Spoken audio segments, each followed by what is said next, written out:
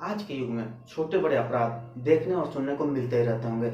आस-पास पड़ोस में या फिर न्यूज़पेपर या टीवी के माध्यम से आप देखते हैं, सुनते हैं। कई बार क्या होता है कि आपको किसी अपराध में किसी ने आपको फँसा दिया है और आप वहाँ से बच के निकल नहीं पा रहे हैं। हो सकता है कि आप बेगुनाह हो और आपको बचना वहाँ पे बहुत ही अनिवार्य है, लेकिन आप बच के निकल नहीं पाते हैं क्योंकि आपके पास कानून की नॉलेज नहीं होती है। अगर आपके पास कानून की नॉलेज होगी तो कोई भी अपराध हो, अगर उसमें आपको झूठा फंसाया गया तो आप बच के निकल सकते हैं। ऐसे ही आज हम लोग बात करने वाले हैं 4 ऐसे धाराओं के बारे में जिसे आप जानकर काफ़ी लाभ उठा सकते हैं। पहला है भारतीय दंड संहिता की धारा 352, दूसरा है 353 और 332 और लास्ट में बात करेंगे 506 के बारे में। इस पे काफ़ी सारे कमेंट भी आए हैं कि इन धाराओं पे वीडियो बना करके हम लोग को जानकारी दीजिए।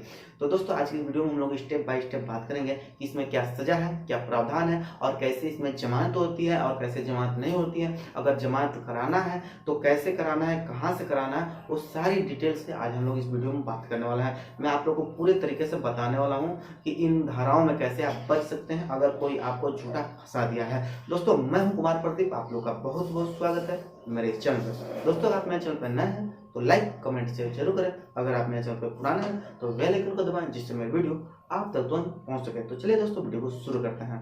सबसे पहले हम बात करते हैं भारतीय दंड संहिता की धारा 352 के अनुसार क्या सजा है, क्या प्रावधान है और कैसे इसमें जमानत मिलती है। जमानत के लिए तो मैं सबसे लास्ट में बताऊंगा आप लोगों को। सबसे पहले आप ये जानिए कि इसमें क्या प्रावधान दिया गया है और सजा क्या प्रावधान है। तो इसमें प्रावधान ये दिया गया है कि अगर कोई व्यक्ति किसी दूसरे व्यक्ति पर गंभीर और आकस्मिक उत्तेजना के बिना या फिर बल का प्रयोग करता है, आपराधिक बल का प्रयोग करता है, तो ऐसे व्यक्ति पर भारतीय दंड संहिता की धारा 352 के तहत उसे सजा देने का प्रावधान दिया गया है। इसमें सजा का क्या प्रावधान है अब जान लेते हैं। इसमें दिया गया है कारावास की सजा, जिसमें 3 महीने तक का कारावास हो सकता है या समय सीमा को बढ़ाया जा सकता है और इसके साथ ही 500 रुपए का जुर्माना भी लगेगा। अब बात करते हैं भारतीय दंड संहिता की धारा 353 के बारे में। इसमें क्या प्रावधान है और क्या सजा है इसके बारे में बात करते हैं। तो इसमें बताया गया है कि अगर कोई व्यक्ति लोक सेवक है, वह अपना कर्तव्य का निर्वहन कर रहा है और उस समय कोई अन्य व्यक्ति उस पर हमला करता है, मान लीजिए कोई कर्मचारी है या फिर सरकारी नौकरी करता है, अधिकारी है, कर्मचारी है, जो भी उस गवर्नमेंट जॉब करता है और वो अपने कर्तव्य का निर्वहन करता है, यानी जो उसे काम दिया गया है वह करता है, तो उस समय अगर कोई अन्य व्यक्ति उसे उसके ऊपर हमला कर देता है, मारता पीटता है या कोई ऐसा कार्य करता है जिसकी वजह से उस पर कोई क्षति आती है, तो ऐसे व्यक्ति पर उस अपराध के लिए भारतीय दंड संहिता की धारा 353 के तहत उसे सजा देने का प्रावधान दिया गया है। इसमें सजा का प्रावधान है 2 वर्षों का कारावास या उससे भी ज्यादा उसे कारावास की सजा हो सकती है, समय सीमा बढ़ाया जा सकता है और उसके साथ जुर्माने का भी प्रावधान दिया गया है। दोस्तों अब हम लोग बात करेंगे भारतीय दंड संहिता की धारा 332 के बारे में। इसमें क्या सजा है, क्या प्रावधान है, इसके बारे में बात करेंगे। दोस्तों भारतीय दंड संहिता की धारा 332 और 352 दोनों में एक तरह सजा देने का प्रावधान है। यानी 332 में बताया गया है कि अगर कोई लोक सेवक है, यानी कोई सरकारी कर्मचारी है, अधिकारी है, वह अपने कर्तव्य का निर्वहन कर रहा है, अपना कार्य कर रहा है और कोई व्यक्ति स्वेच्छापूर्वक यानी जानबूझकर उस पर कोई गंभीर चोट पहुंचाता है, मारपीट करता है उसके साथ, तो ऐसी परिस्थिति में उस व्यक्ति पर जो हमलावर है, जो हमला किया है, उस व्यक्ति पर भारतीय दंड संहिता की धारा 332 के तहत सजा देने का प्रावधान है। इसमें सजा का प्रावधान होता है 3 वर्षों का कारावास या आर्थिक दंड या दोनों से दंडित किया जाता है। अब हम लोग बात करेंगे भारतीय दंड संहिता की धारा 506 के बारे में।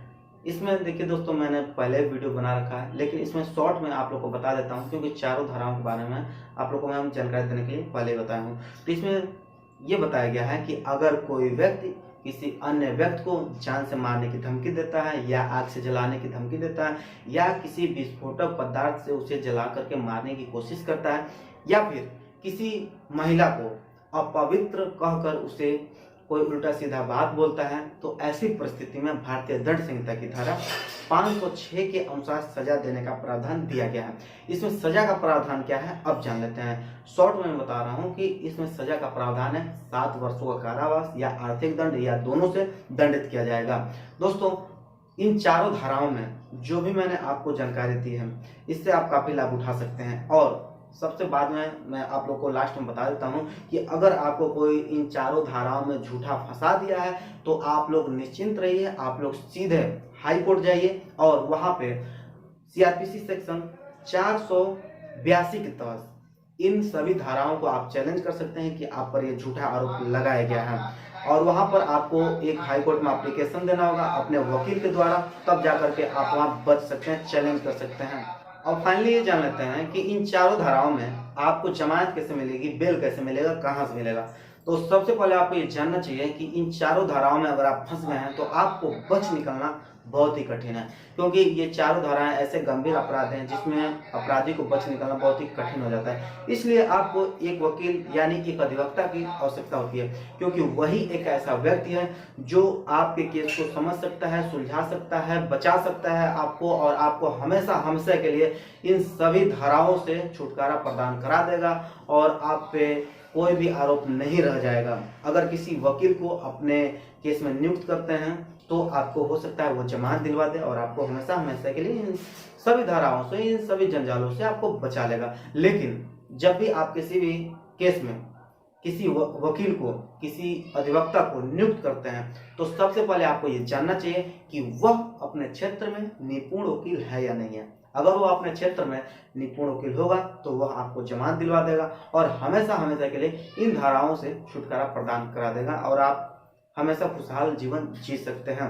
तो मेरे द्वारा दी गई जानकारी अगर आप लोगों को पसंद आया हो तो लाइक, कमेंट, शेयर जरूर करें और सब्सक्राइब करना ना भूलें, क्योंकि उसमें कोई पैसा नहीं लगता है। आप सब्सक्राइब कर देंगे, लाल बटन को दबाएंगे, सब्सक्राइब हो जाएगा। और बहुत सारे कमेंट्स आते रहते हैं मेरे पास, सर मुझे आपसे बात करना है कॉल पर। तो मैं आप लोग को फाइनली ये जो नंबर आपको दिख रहा है व्हाट्सएप नंबर, वो मैं आपको दे चुका हूं और आपको किस तरह से मुझसे बात करना है इसके लिए मैंने एक छोटी सी वीडियो बनाई है और वो इस वीडियो के डिस्क्रिप्शन में लिंक मैं दे चुका हूं। आप जाकर देखिए कि मुझसे आप कैसे बात कर सकते हैं। आप लोग का बहुत बहुत धन्यवाद है वीडियो देखने के लिए। जय हिंद, वंदे मातरम।